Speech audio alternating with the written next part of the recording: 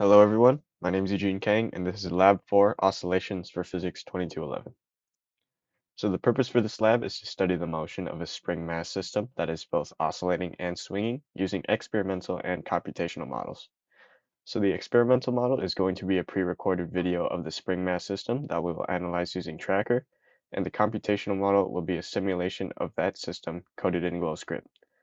The physics principles most relevant to this lab will be Newton's second law and the energy principle.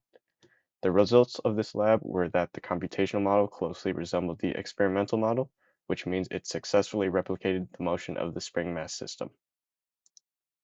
So before we go into the data, let's define some of these physics principles, starting with Newton's second law.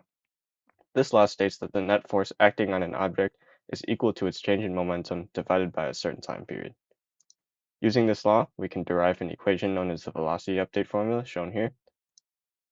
And then we can use that equation to derive the position update formula, which is shown here. These equations can be used to predict the motion and position of a given object after a certain time period. Then we have the energy principle, which states that the change in energy of a system will be equal to the work done by its surroundings and the thermal energy exchange with the surroundings. So now onto the procedure. First, we have to define the system as the mass, spring, and the earth. Then we have to use the given video to analyze the mass's motion using Tracker. Then we have to compile the data of the mass's relative x and y positions for each time step into a CSV file, then code a computational model of the mass's motion using the given measurements and the code template for this lab, and then finally we have to compare the position data of the CSV file and the computational model for each time step. So here's the video uploaded into Tracker. As you can see, we can use the software to pinpoint the mass's position for each frame in the video, and then we also define this length right here in blue, which was given to us so that we know the relative distances within this video. Using this software, we get a chart of data points and a graph right here that shows us the relative positions of the oscillating mass for each frame in the video. It gives us a total of 101 different sets of data points, which we can then extract the x and y position data from and upload it into a CSV file, which we can then finally upload into our GlowScript file. This will allow us to compare the outputs from the Tracker file and the computational simulation. So here's the beginning of our code. The first step involves inputting our initial conditions, such as the mass hanging on the spring, its initial position and velocities, and the properties of the spring, like its relaxed length and spring constant. So as you can see, we input those values into the code here, and then we also put in our equations down here to calculate for all the relevant energies present within the system. Then comes the calculation loop. This loop allows us to predict the motion of the spring mass system in small time intervals by using the initial conditions of the system along with our position and velocity update formulas we derived from Newton's second law, which are circled right here. Then the loop updates our coordinates so that the loop can then predict where the system moves next. Then the loop does this for the time duration of the original video, with the time intervals being equal to the time between the frames in the video.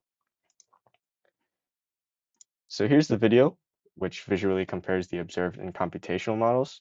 The red ball represents the position of the actual spring mass system, while the blue ball represents the calculated position. As you can see from these graphs, they're pretty similar, with the only difference really being that the amplitude of the experimental oscillation is lower. So what were some sources of error that affected our results? The first is rounding errors. Data values from GlowScript were rounded, such as the calculated outputs of the position and velocity vectors, which altered the results from its true values and can explain why we see variation in the final comparison video. Another source of error could have been external forces. The computational model assumed that there were no external forces on the system, but in reality, there was at least some air resistance affecting the oscillation of the system. Our last source of error was human error, which affected the accuracy when tracking the mass in the video, which would have altered the data from its true values. So now for some further questions, starting with if the energy principle is satisfied or not. And the answer to that would be yes, because as we can see from this graph here, the total change in energy of the system, which is the orange line, is close to zero throughout the whole trial. No work is being done on the system by an external force, and there isn't a transfer on thermal energy either. So our equation for the energy principle remains true, since it's zero on both sides. Next, we're going to compare the oscillation periods in the x and y directions. So how I estimated the periods is that I just found a place on the graph where a peak landed on one of these gray lines here, and then divided the time by the total number of oscillations up to that point in order to get the period for one oscillation. So for the x direction, that period would be 1.6 seconds, while in the y direction, it has a period of 1.5 seconds. This slight variation can be accounted for by the fact that the forces, such as the spring force and gravity, all exert themselves in different directions. This means that the motion in those different directions are going to be different from one another. That was the end of this lab report. Thank you for your attention.